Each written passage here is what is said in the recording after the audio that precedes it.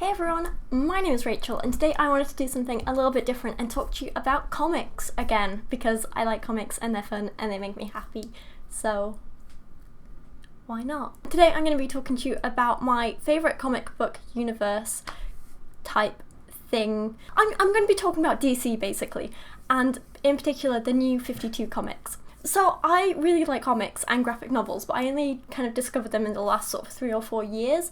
So I'd never really read much DC or anything like that.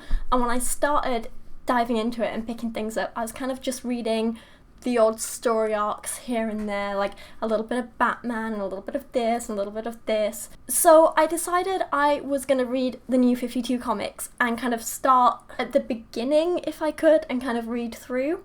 And I'm still very much only at the beginning, but I found a really great reading order, which kind of puts the stories in chronological order of when they happened. So it takes, it's not just reading Batman issue 0 to issue whatever. It's not just reading Superman from issue 1 to whatever. It's putting things in order of how they happened. So it starts off with a few issues of Batman Year Zero, and you hear about the stories of Riddler taking over Gotham and so on, and you get introduced to a lot of characters that way. And then you go on to a few action comics and so on, and you get a lot of origin stories at the beginning, and then you kind of see the story arcs and you see how different kind of stories and different characters sort of intertwine and meet. And it's not a perfect reading order, but I'm finding it really, really good so far. So today I kind of just want to go through talking a little bit about the DC New 52 comics that I've read, what I kind of think of them as an introduction to kind of DC in general, as someone who hasn't been reading through DC comics for that long, and also what I think of this particular reading order, what I think about a lot of characters, what I think about story arcs, that kind of thing. This could be a little bit long. I don't know, I've no idea, I haven't scripted any of this, I have no specific plans in mind. I basically just have the comics open in front of me, or at least my files for them, because things like with DC and New 52, I knew there were going to be a lot of comics, a lot of issues, and I know that would cost a lot of money and take up a hell of a lot of space, so I decided to read the digital copies so that I could just read through them on my tablet, and that's a lot cheaper than buying the individual comics or even just buying the graphic novels. The digital versions tend to be cheaper. I feel like I'm rambling a bit. Basically, I read them on my tablet is what I'm trying to say, and I have all my comics in files and folders in front of me, and I organise them in terms of the reading order. So it's a little bit geeky, but it helps me read through, and I've got these in front of me and I'm just going to talk through them. That was way more complicated than it had to be, I'm sorry. Okay, so the first comics in this particular reading order were the Batman 0 Year ones, which feature issues 21 to 24, issue 0, and one of the annuals. So this is kind of the introduction to the Riddler story where Riddler takes over Gotham, and we're going back a couple of years now when I read this, but even though it was long ago, I do still have quite a strong memory of it because I thought it was such a great story. I was kind of worried that all the big Batman stories would be Joker related because it's easy to fall back on, but I really liked how they used Riddler here, and because he is one of my favourite characters. He's just, he's so devious, and I love that, and he's one of these intellectuals who's really stuck up about being intellectual, and I think he's a great villain, and I really liked how they utilised him in this. Was it the best introduction to Batman? Maybe not, but I did like how they introduced Red Hood, the original Red Hood, not the hero Red Hood. I don't want to give away too many spoilers here, for people who don't know about too much stuff. Okay, big spoiler here, but I feel like the whole Red Hood origin as a villain is a potential Joker origin story. And so the fact that they included it in one of the issues I thought was really good, and then there was the whole Riddler thing, and that tied in really well to the next set of comics that I read, which were the DC Comics 0 Year. So this included a whole bunch of issues from different comic book series. So they were all issue 25 of things like Action Comics, Batgirl, Batman, Batwoman, Birds of Prey, Catwoman, Detective Comics, Green Arrow, Green Lantern, Nightwing, Red Hood and the Outlaws, and The Flash. And these were incredible. So for some of these, they were kind of a bit like origin stories for people like Batgirl and Batwoman. I think it was also a bit of an origin for Catwoman, because this was before she became Catwoman, so she was just Selena Kyle out doing her thing. I really enjoyed that one. That was great. So for a lot of these, it was kind of before they became superheroes and just kind of like their first little introduction to who they are as people and how they helped in this big kind of catastrophe, and it just shows how much they want to help people. And with The Flash, it's like him meeting Iris and things like that, and it was really, really nice. So I really enjoyed quite a lot of these, and yeah, it was a bit different from what I was expecting, and I thought as like an introduction to the New 52 series, it was really, really good. And it also meant I got to kind of get a nice introduction to characters that I didn't really know too much about, or I hadn't read about before, like Black Canary. Next up, we had a continuation of the like Batman Riddler arc, with Batman finally taking down Riddler and getting Gotham back in the Batman issues 26 to 33 comics. They were really good. It was quite nice to see Batman working with, you know, his little team again. It was just really good. I really enjoyed this little story arc. I thought it was a great little resolution to what was quite a big story. Next up, there were 4 issues of the Batman Superman comics. These were these I don't remember too much. They didn't really stick with me a whole lot. They were to do with, like, you know, a parallel Earth, like another Earth in the multiverse, and Batman and Superman like meeting another Batman and Superman, and it just, yeah, I don't know, it felt a little bit weird and out of place. I didn't fully understand the story at this point, which I think is a real shame, because the New 52 are meant to be a kind of, not necessarily like a restart to the DC universe, but they're meant to be a good place that anyone can jump into, and maybe I just need to read more Batman and Superman before I understand these comics, which is why I don't quite understand placing them at the beginning of the reading order. But yeah, it was these were some odd ones for me. This was a bit of the first low point, you know? Then we had Action Comics issues 1 to 8, which was like a nice introduction to Superman. These I thought were okay, but again, they weren't too memorable. They didn't really stick with me. Justice League 1 to 6 I thought was great. These were about, you know, the formation of the Justice League, their first mission together. Really enjoyed them. This was also my first kind of foray into reading about Wonder Woman. And Wonder Woman as a character I've always like known about and liked, but I've never really read too many of her stories. So as like an introduction to Wonder Woman, I quite liked this. So on the whole, the Justice League ones were pretty good.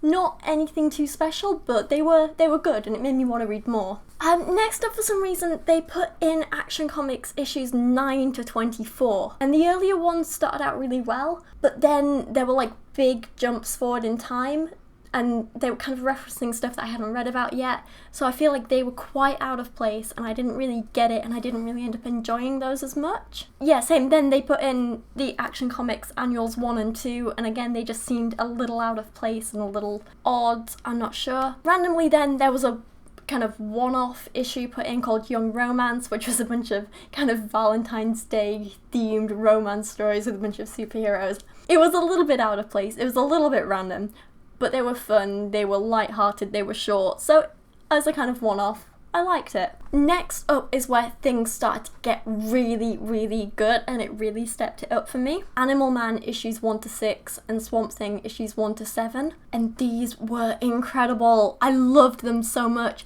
Like, I'd heard nothing of Animal Man, and I knew about Swamp Thing, but I didn't know anything about his, like, stories or kind of who he was. Like literally, I'd heard of him, I knew what he looked like, that was it. So reading these two, it was brilliant. I don't want to give too much away in terms of the story, but I can't wait to read the next bits after these. It's very, very exciting.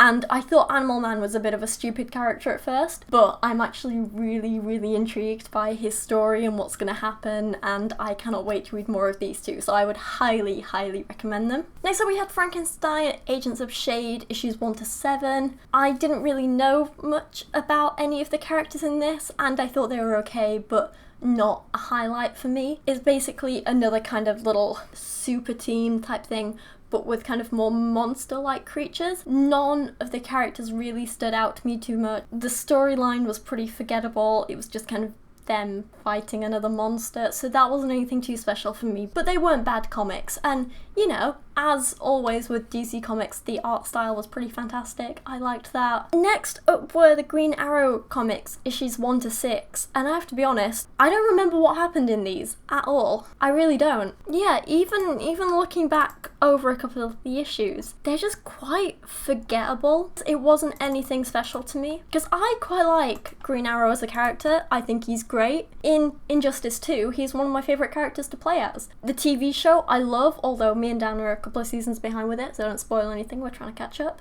That's great. Green Arrow as a character, great. These 6 issues were just a bit bland for me. Oh, but the next one was Blue Beetle issues 1 through to 6, and these were fantastic. So I'd not heard of Blue Beetle before, I hadn't heard anything about him. Love these. He's this like little teenage boy growing up in, I think it's a kind of Hispanic neighborhood in America.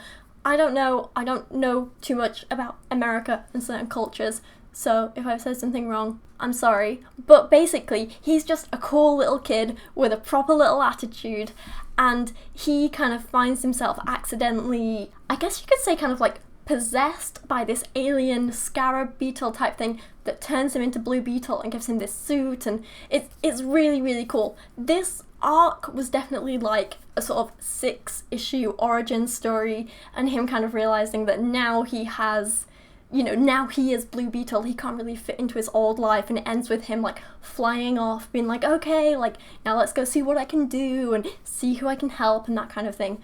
But these I really, really enjoyed. I loved so many of the characters, I loved the artwork, I love Blue Beetle as a character. I love both the premise behind it and the execution. I think it's great, so I'm very, very excited again to read more of these. And like I say, for a character I'd never heard of before, this was a fantastic introduction. Then we had Justice League International, issues 1 to 6. So I didn't think these were quite as bad as some of the reviews I'd read. I read some kind of really scathing things about this, and how it was just kind of a waste of a comic, and how it was just trying too hard to be Justice League, and how Justice League International wasn't necessary. But I don't know, I felt like the story itself was pretty self-aware of the whole they'll never live up to the actual Justice League kind of thing, which was kind of cool. I thought some of the characters were a bit interesting, some of them were a little too heavily based on stereotypes for me. There wasn't anyone too memorable, but at the same time I feel like it could have potential in future issues. Next up was The Fury of Firestorm, issues 1 through to 6.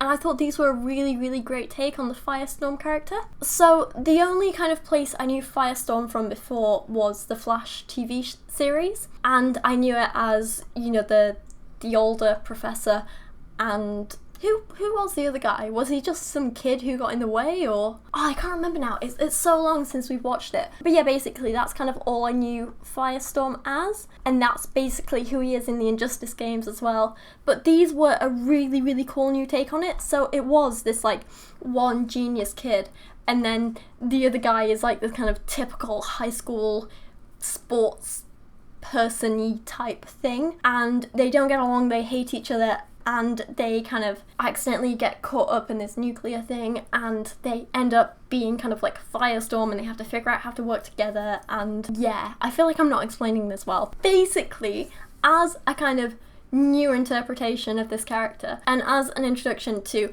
a comic series about characters I'd not read about before, I really enjoyed it. Next up was Justice League Dark, issues 1 through to 6. And this was actually really cool. So these, again, were a lot of characters I hadn't heard of before or read about before. I was a little bit confused about the story in places, but by the end of it, I kind of finally understood what was happening. I understood who the characters were and kind of what their motivations were.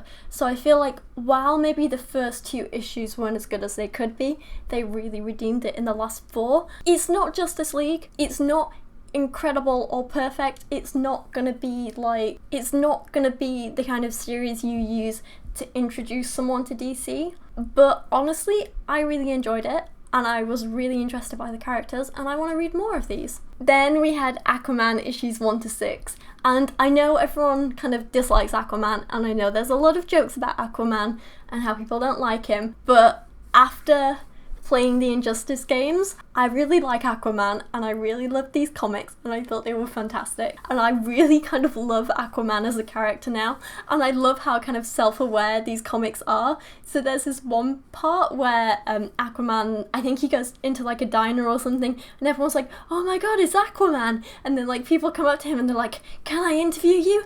How does it feel to be everyone's least favourite superhero? And it's just, it feels like such a punch in the gut to him, and I'm just like, oh, Aquaman, I just want to hug you. Bless him. So in that case, like, the whole being self-aware thing, they did it perfectly. The storyline wasn't anything too special, but it was a great introduction. It was a lot of fun. We got to see Aquaman just being awesome, and I really, really enjoyed these. I would thoroughly recommend them, and again, very, very excited to read more. A huge thank you to everyone supporting me on Patreon this month, including Secular Reason, Lachie Scott, Jadeon Sheppard, Jared Moore, Sir Michael Moore and Matthew Meinema, plus everyone else who's mentioned on the end screen here and down in the description below. Like, I cannot thank you all enough, you're all incredible.